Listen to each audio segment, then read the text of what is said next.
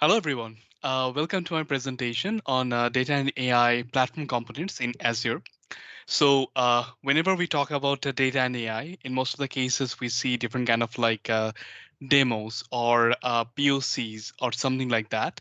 But when it's like as an enterprise, when you are thinking to invest in data and AI, you need to think from like a bigger perspective. You need to think like the cloud platform that you're choosing, what kind of benefits you're getting, what are the like must-have components from that cloud platform. It could be Azure, AWS, or GCP or anything.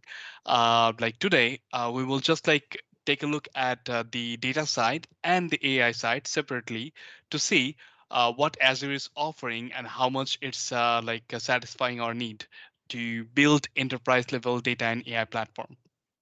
So if we jump in, today's agenda is mostly we'll talk about the enterprise data and AI strategy a bit, how we do the strategy designing and everything. What are the end-to-end data and AI platform for an end-to-end what are the components you need to have for an end-to-end data and AI platform? How data and AI lifecycle looks like, and what are the key personas that you need to have in your data and AI lifecycle? And one of the most important thing is the ideal components that your that your cloud provider should provide for data and AI platform, and also the Azure data and AI services. We will talk about like a bit about that one as well. It's a big topic, and we will have to cover a lot of things within 25 to 30 minutes. And the last 5 minutes I'm keeping for mostly Q&A giving any kind of if you have any kind of question or concern or comment for that one. Before we jump in into the technical side of the presentation, if I just share tiny about myself, my name is Rahat Yasir. I'm the director of data science and AI at Isaac Instruments. It's been a while that I'm working in the data and AI industry, from different perspective, and I have designed AI models. I've designed data-related applications. Now I'm trying to lead data and AI-related initiatives at my organization. And other than that, I'm also a Microsoft MVP in artificial intelligence from last 7 years. It's been 7 times. So yeah, that's like a small intro about myself. Okay, when we talk about data and AI, so you need to know an AI application or a proper AI planning is not all about just a POC or having some cloud databases or some visualization. It needs to have a lot of components actually. So in a enterprise level data and AI, you need to have this like all the components within these three buckets. One is data components, second one is AI components, third one is platform components. So from the data side, you need to have in your platform, you need to have proper data ingestion process so that you can ingest data in real time, in batches, in mini batches, or as a migrational approach as well. You need to store your data, store in different zones, different buckets, containers like that. You need to transform your data so that you can use it for AI or analytical approaches. There needs to be option for data visualization or reporting or BI activities. You need to have a way to expose your data for data related consumption to other applications. You also need to have a metadata management for data cataloging or data marketplace, that kind of activities. You need to enable your data engineers, data scientists, data analysts, so that they can do data exploration and democratize your data as well, so that anyone within your organization have access to that data. While you also need to make sure that data is secure, the proper access management is maintained, proper masking is managed as well for all those like PII, PIH related activities. And also you need to have data ops to have into an automated approaches through different kind of data lineage. You need to have data related automation. You need to also have data check quality checking process. So these are all those components like that you need to have within the data side. Then when we talk about AI side, So what are the things your platform needs to offer you? Your platform needs to have certain amount of predefined models. So when you're designing, like if you're a big organization, then the questions are different. But again, for small and medium organization, when you're thinking about investing in AI, you don't have data always or initially, or there could be some very easy use cases where you don't have that data. Could be facial recognition related or OCR or that kind for common use cases. So if it is not ideal to build AI models, collect data, spend money, do your own training for every single use cases. So your platform needs to offer you certain amount of like predefined AI models so that it's easy. You just like connect it, you won't have to do anything much. You're just using as a RESTful API. That's it. So your platform should offer you that kind of services like SageMaker or even cognitive services are offering. Your platform needs to have some sort of like custom AI modeling approach. So it needs to give you the platform where you just upload your code, upload your data up, or put your data in a database. All those like data science virtual machine or the like modeling platform, the framework is done by the system. So that is another important feature: custom AI modeling facilities. Also, the model that you train, you need to host it. You need to productionalize the model, put it somewhere so that, and you can connect that model through RESTful APIs with different kind of like applications. So this AI model hosting is another option. Instead of doing all those things from a custom approach, if your platform is offering some sort of like Azure machine learning, where you just upload your YAML file, scoring file, and your model file. That's it. You can easily containerize your model, put it as an API, and use it. So that kind of benefit. And all those requests and responses that your model is making, you also need to monitor them. So your platform needs to have options to see some kind of visualization that how many requests you have made, how many calls it failed, or that kind of information. And when it's time that you realize that the model is drifting, there are data drift and concept drift, you just need to like retrain as a periodical approach or scheduled approach. So your model, like your platform, needs to give you that kind of like retraining mechanism where all those pipelines are there. You just connect them, set up the schedule, done. And then the AI consumption, computation for all those GPUs, all those like clusters through Kubernetes and other approaches. If you need to scale your application, AI application or AI model, your platform needs to offer you that one too. While you also platform needs to support you with batch real-time processing, MLOps, RP, and everything. So now you can also ask me why my platform needs to give me. So those are like basic use cases or common use cases these days. So yes, you can like manually or like have custom approach to do all of them, but it's always better if you're getting a completely managed approach and just using it to get the maximum return, have uh, like a less timing, get result as soon as possible using those cloud related managed services. And the third bucket we see from enterprise data and AI components is platform components, which is your platform needs to offer data governance, data access management facilities so that you can do proper auditing. You have the report where the data is, who has access to it, and everything. Sometimes you also need to take care of like multi-cloud support, because if you're in big organization, you see that already multiple clouds are being used within the organization. So for data and AI team, they need to see, okay, without moving the data and redoing everything, how can they just like leverage what they have and then just connect all the dots to have a data mesh or that kind of architecture. And the the ROI needs to be business driven. Obviously, that is one of the like a key topic, because why you're doing it and how much return you're getting of all those like big investment regarding data and AI. Plus, also you need to ensure your data security. You need to check that you are properly doing bias checking, ethics checking or not to do your AI and activities. All those decisions needs to be data driven, and you need to set the short term, mid term, and long term planning and approaches for like data and AI strategy, while you also like monitor your cost. So that's how these are the like a top key points that you need to keep it in your mind when it's time to design enterprise data and AI planning or a strategy.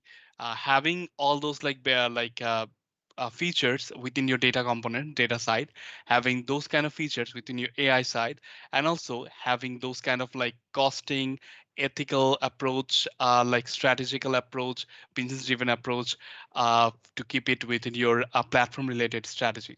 So these are the enterprise requirements that we see in the market. But when it's time to see in detail what Azure is offering, then we can see, okay, based on the data platform key requirements, what Azure is providing us. So before we jump into the data platform key requirements, I just want to show a bit about how the data ingestion or data platform lifecycle looks like in a typical organization. So and also like what are the key personas that are involved in that process.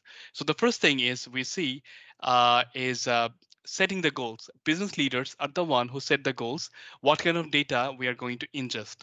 Then the data architect is the one who take a look at the technical aspect, the sources, the security, and everything, and they design, review, and create the data ingestion architecture. How the data will be ingested, how it's going to store, how it will be used by other teams. Then the data engineer is the one who takes the the plan from the and the architecture as well from the data architect and write the data ingestion pipeline, data triggers, all those other approaches.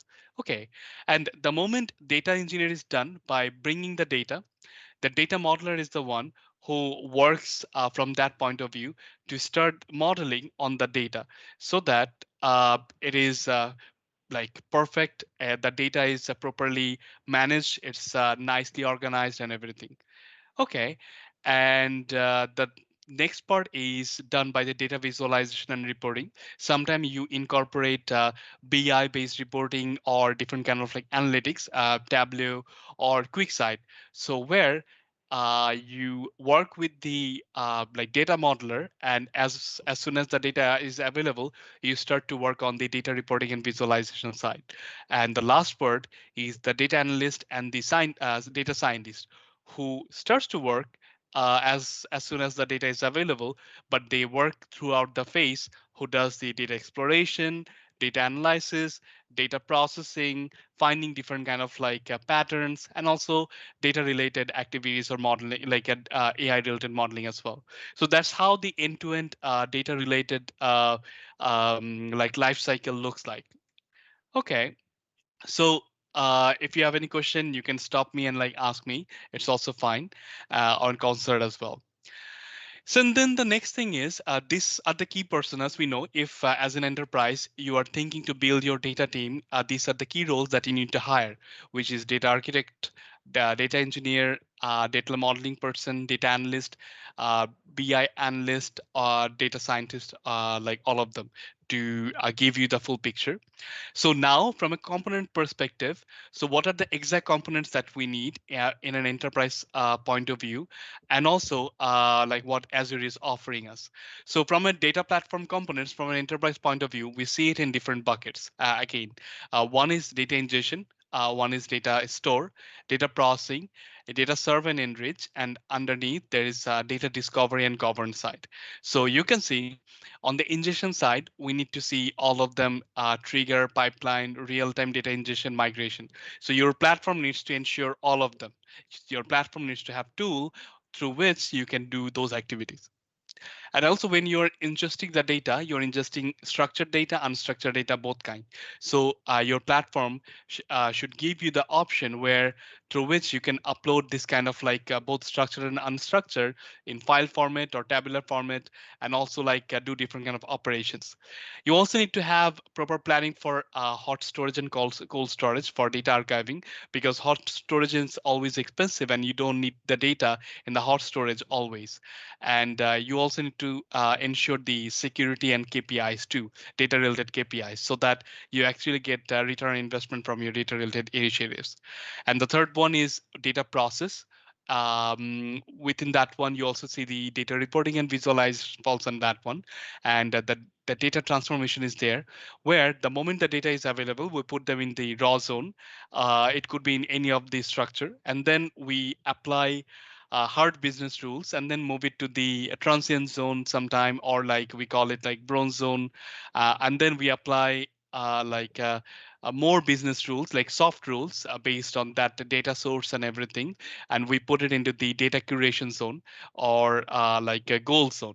So these different zones are always important because you can loop back, and also you can use those zones for different kind of data related activities. So the curation zone is the one that moves from there to data warehouse for different kind of like reporting and visualization and BI related work.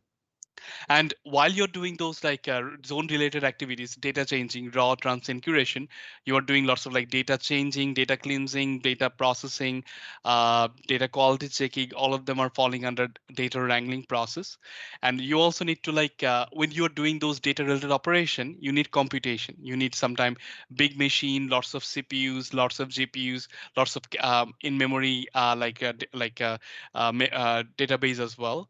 So in that case, you need to have the computation as close as possible so that the cost is always cheap.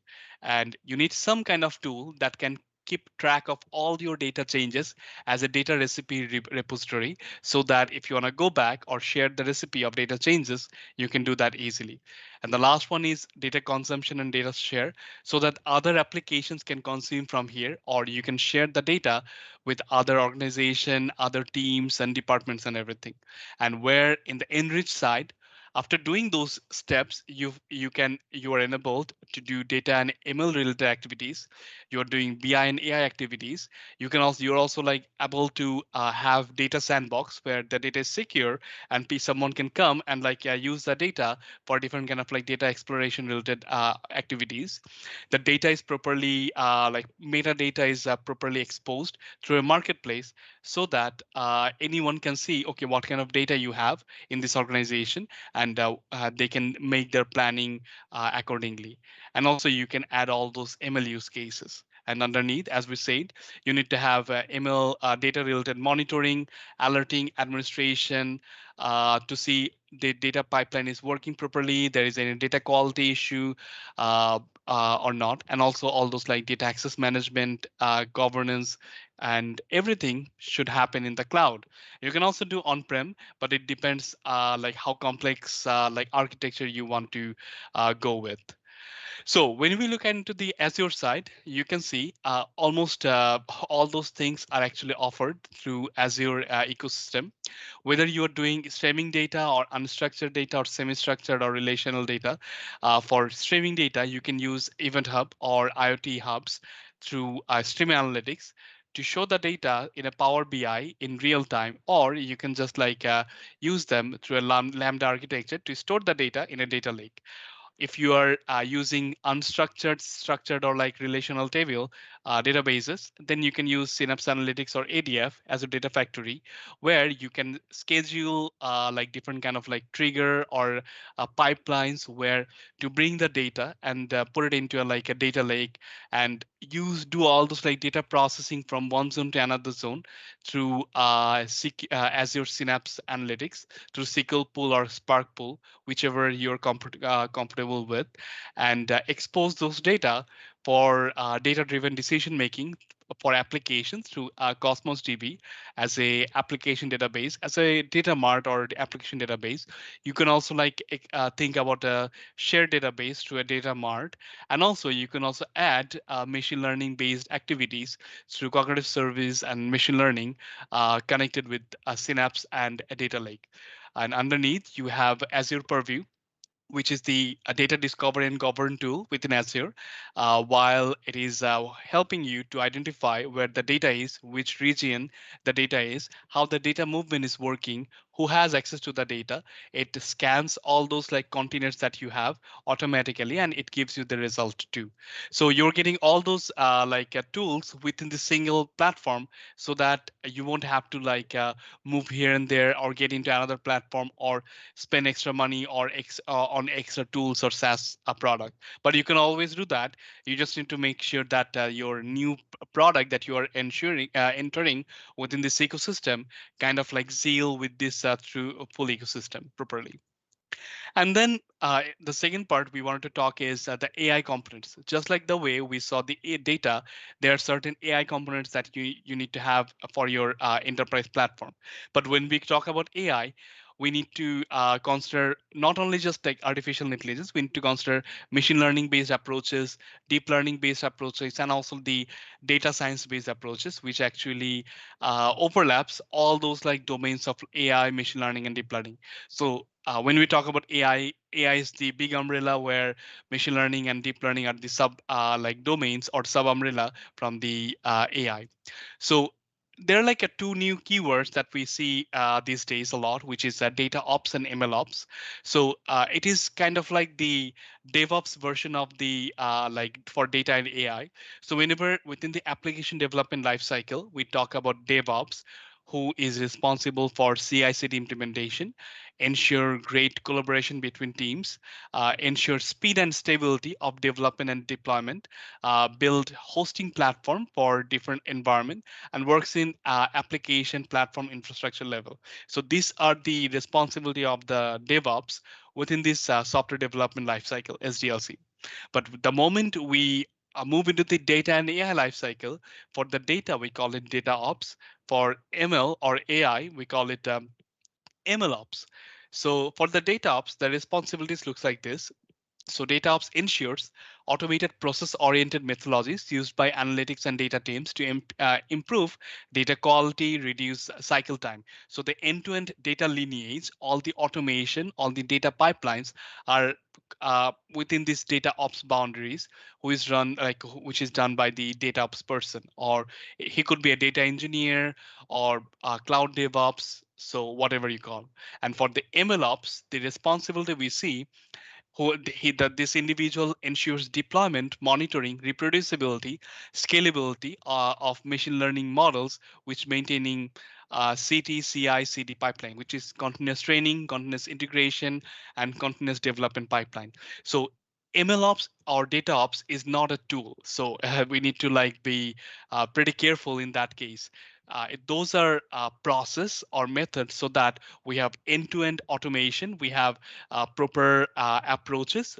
We can make sure the monitoring, reproducibility, scalability of our machine learning teams. So when we talk, if we look at the same scenario for AI and ML of life cycle and key personas, we see the goals are set by the business leadership, and then data engineer is the one who gathers the data and prepares the data. Then the data scientist starts to work on the model to develop the machine learning model. The moment the data is available, from the data engineering side to data scientist side. And machine learning engineers works with the data scientists to make sure the model that they design are properly tested, can be productionalized. They can easily do all those MLOps to reproduce that model, put it into a container, expose it as an API, and deploy the model as well. And when they deploy the model, they need to work with the app developer to expose the model with the and connect it with the different kind of web and mobile application, so that clients and customers can actually use it. And the last part of this ecosystem is monitoring your model, managing your model, retraining your model, where both data scientists, ML engineers collaborate together to make sure all those drifting and everything. So that's how it looks like in an AI ecosystem, the life cycle. And the IT operation is the one who works underneath with everyone. So for the enterprise, we need to things that we need to have for data and AI platform is we need to keep the data storage closer to the AI platform. We need to have proper data ingestion, because a different kind of you will need big machine, GPU machine to play with the data, do all those data transformation, data pre-processing, AI modeling, so that if the computation is far from the data, it is hard. You will have to copy the data a lot of times. So you need to, your application needs to have that option, and also your platform needs to give the option to deploy the model, do that kind of like batch prediction and monitoring as well. So you again, you can do all those like custom activities by yourself, but it's always better if your cloud platform gives you that kind of like flexibility with all those set of tools. So from a high level, the AI platform must have components the way we see it in the market, so that you can save your time and like be in the market as soon as possible. Is having pre-trained common AI use cases, so that for common use cases where you don't have the data, you won't have to go out, buy the data and do all those things. You can just call the API and use it just like cognitive service. Some kind of like ML framework or machine learning workspace that gives you the computation, the proper infrastructure for Jupyter notebook based data exploration, modeling, that kind of coding, proper automated machine learning framework, so that if you don't have the capability of that hiring that many ML engineer, you easily use it and done. If you want to like do it manually, but again, you don't want to write code, you want to use those data loading, data transformation, modeling activities, you can just drag and drop and use them through ML engine designers. You also need to have those big virtual machines or data science virtual machine, so that instead of buying those machine, you just like rent it or like use it for a few hours, pay based on pay as you go, and you're done. And you need to also have support for GPU and CPU based computation. And while you do that, your platform also needs to provide you some kind of like training and inferencing cluster, so that you can use container based approach, and also you can have Kubernetes based cluster, so that you can scale your AI application. You also, if there's annotation tool comes with the model or the platform, that's great. And yeah, you need to have MLOps process ensuring through continuous training, model testing, monitoring, drifting, and everything. So these are a few of the key things that you need to have from an enterprise AI platform point of view. And when we look at Azure, you see most of the things you get it from Azure. All those pre-built AI, you're getting it in cognitive from cognitive service. You're getting also for conversational AI bot framework. You also get custom AI model development through Azure Machine Learning. So you also get like ML Studio for Jupyter Notebook and everything. You also like use DS data science virtual machine, automated ML within the Azure Machine Learning, and also machine learning designer as well. For the data side, infrastructure side, you can easily connect data lake, SQL Server, Cosmos DB with Azure Machine Learning. And for the compute, you can have Spark, Data Science VM, Batch AI, Azure Kubernetes Service, Azure Container Instance, and different kind of like IoT-based activities. And you also get all those like deep learning frameworks that are built in within those products. So you are mostly getting all those end-to-end systems. And if you look at the model production and monitoring side, so it's very straightforward. So the moment it starts from here, the moment you you do your data related training, you do your data related testing, and you open your machine learning workspace, you create your compute, and then you have the code to train the model or do activities. So it's a one-time run. You use Azure Machine Learning to publish machine learning pipeline, and through that one, through this pipeline, you can train the model in big computational machines. You can evaluate the model. If the moment you're satisfied, you can register your model in AML workspace as a to test it, to put it in production. And from there, after registering it, you can easily create a QA environment by packaging your model into an image, which is wrapping it into a container. You can deploy it in a Azure Container Instance. Is a single instance, instance, so that you can do some testing, single inferencing, and also you can test it to a web service. The moment you are satisfied, you push it to an deployed as a AKS, a web service, so that you can scale the same model into multiple containers. And yeah, you can also see monitor your model through App Insight and see all get all the data-driven triggers and results to different kind of storage and pipelines. So all those things are actually you're getting it from Azure. And yeah, and that's another like a very basic reference architecture looks like. From the data side, we talked about data lake and warehouse, where you can do all those data processing transformation. You can have reporting and automation, and also BI. Through those tools you can do intelligence platform designing through cognitive service on AML, and expose and connect your AI model with your apps and web app. I know it's a lot of like topics to cover in 30 minutes, but I guess that's it of my 30 minutes. And if you have any question, feel free to ask me. And you can also connect me in Twitter or LinkedIn. So thank you.